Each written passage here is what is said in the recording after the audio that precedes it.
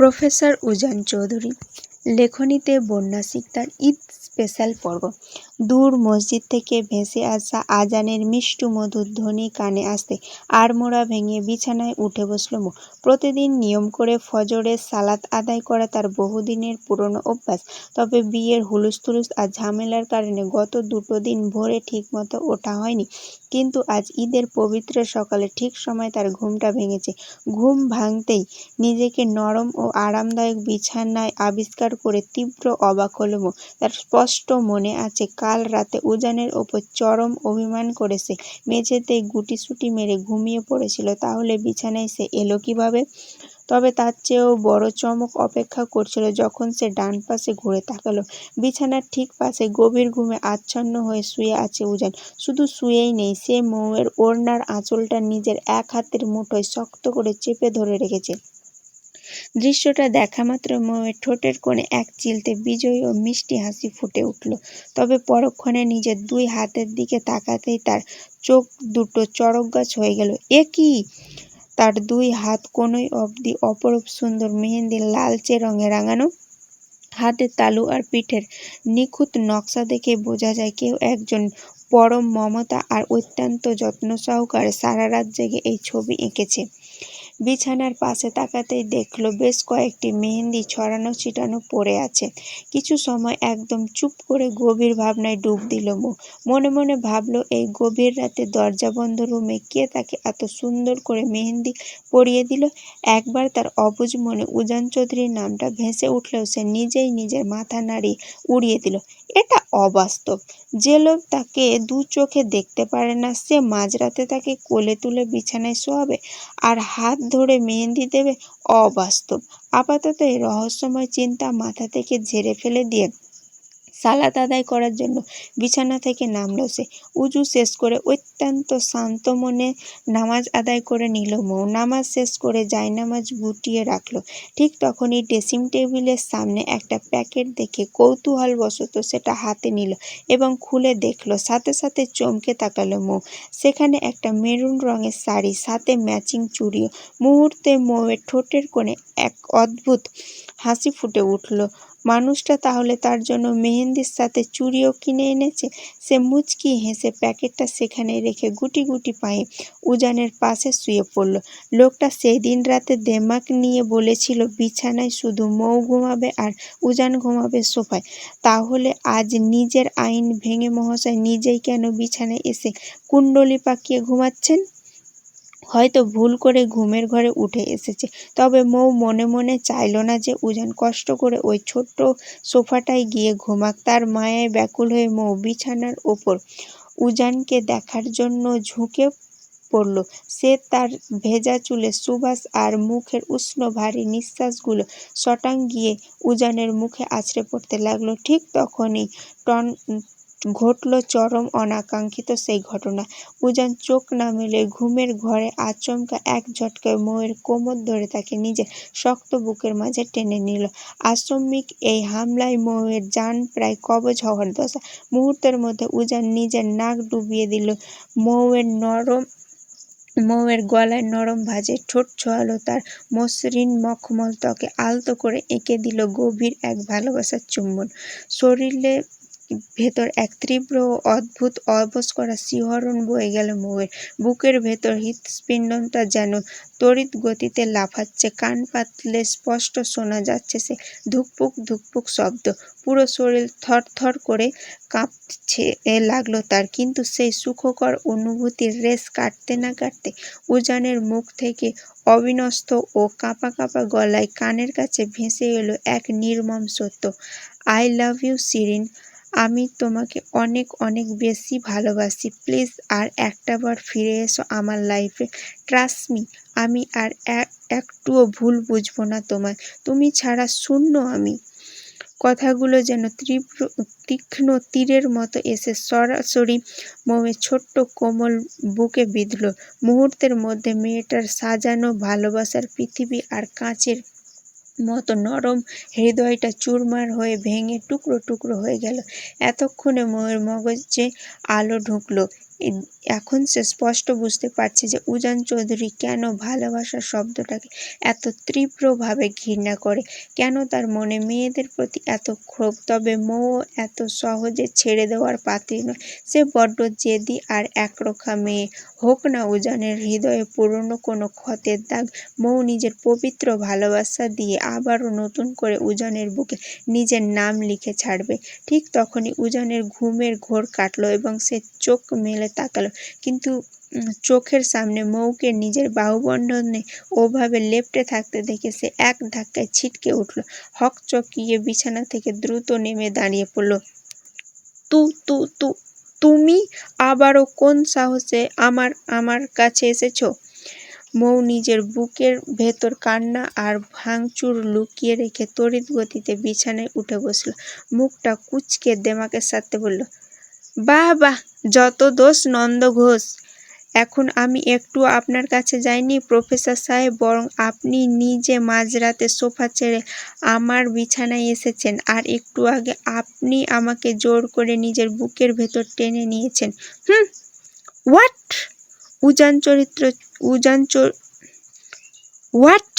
উজান চৌধুরীর চরিত্র এতটাও সস্তা বা বাজে নয় যে সে যাকে তাকে মাঝরাতে বুকে টেনে নেবে।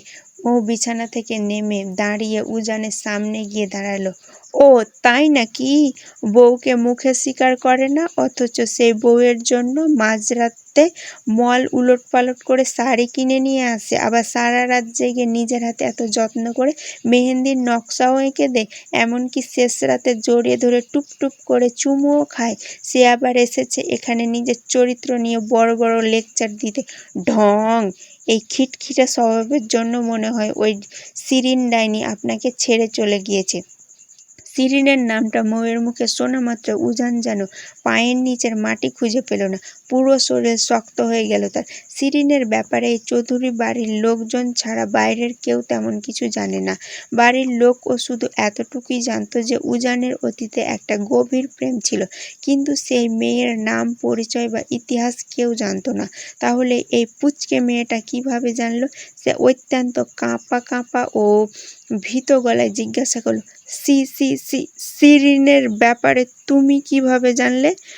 মৌ দুই হাত বুকের কাছে গুটিয়ে বেশ ভাব নিয়ে বলল, যা বাবা, একটু আগে নিজেই তো আমাকে ঘুমের ঘরে জড়িয়ে ধরে সেই ডাইনিকে 10 বার আই লাভ ইউ বলে মুখে ফেনা তুলে ফেললেন, এখন আবার আমাকে উল্টো জিজ্ঞাসা করছেন আমি কিভাবে জানলাম? কথাটা শুনে উজান শুষ্ক ঢোক গিলল। নিজের ওপর তীব্র রাগ আর ক্ষোভ হতে লাগলো তার। ঘুমের ঘরে সে নিজের অজান্তে এসব কি আবোল তাবোল বকে ফেলেছে। শিরিনকে সে মন থেকে যতই মুছে ফেলতে চায় সে ততই জেঁকে বসে। কাল বিকেলে দূর থেকে হুট করে মেয়েটাকে অন্য একজনের সাথে দেখার পর থেকেই মগজে যেন নতুন করে পুরনো ক্ষতটা চারা দিয়ে উঠেছে।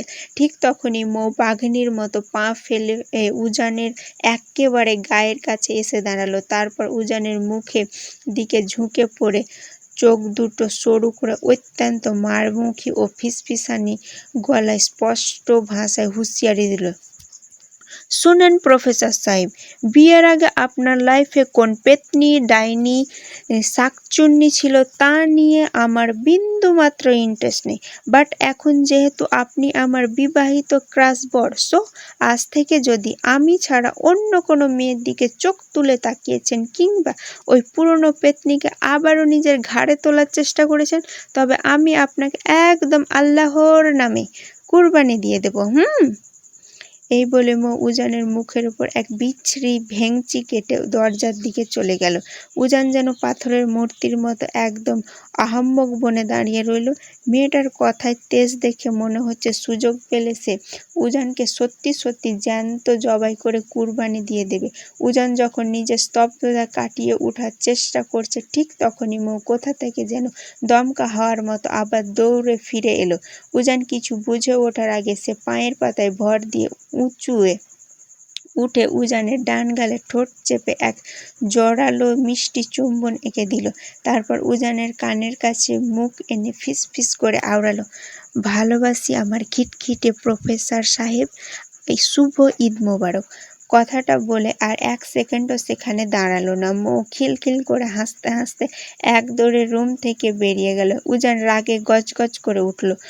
অসভ্য মেয়ে একটা, লাজ লজ্জা বলতে কিছু নেই তার ডিকশনারিতে। ইডিয়েট একটা, সুযোগ পায় মেরে তক্তা বানিয়ে ফেলবো একদম। মেরুন রঙের সেই চমৎকার জমকালো শাড়িটা পরিধান করে ছোট ছোট পা ফেলে ডাইনিং রুমে হাজির হয়েছে মৌ।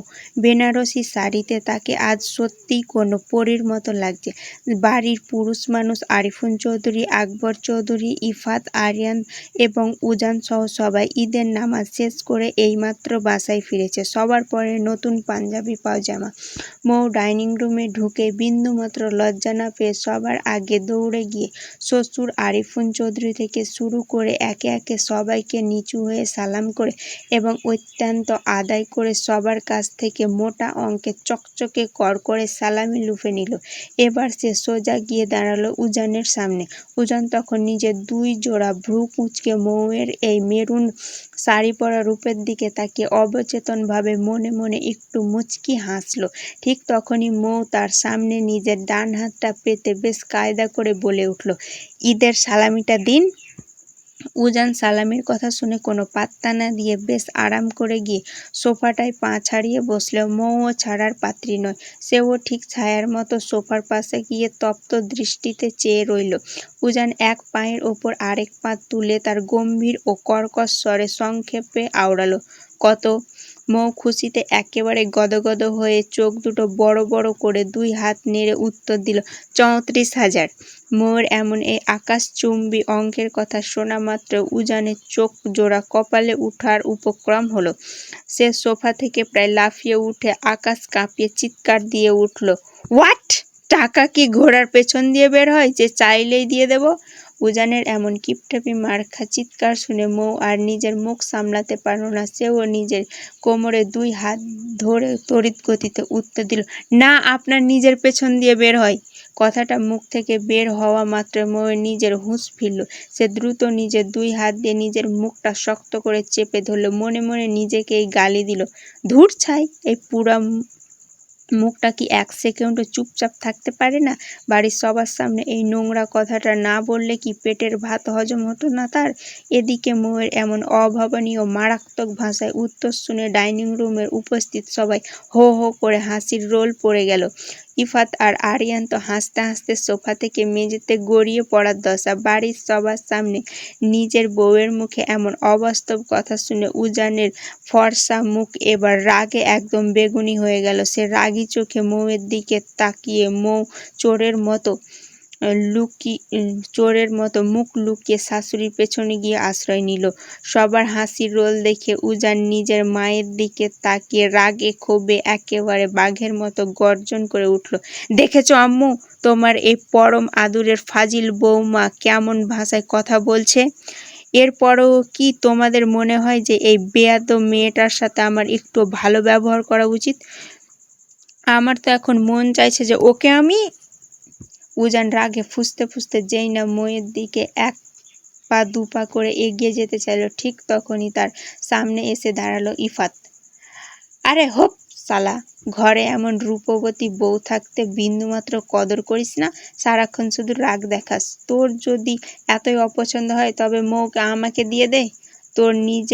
আমার নিজের বাপ তো আর জীবনেও আমাকে নিজে থেকে এভাবে ধরে বেঁধে বিয়ে করিয়ে দেবে না, তাই তোরটাই আমাকে দে।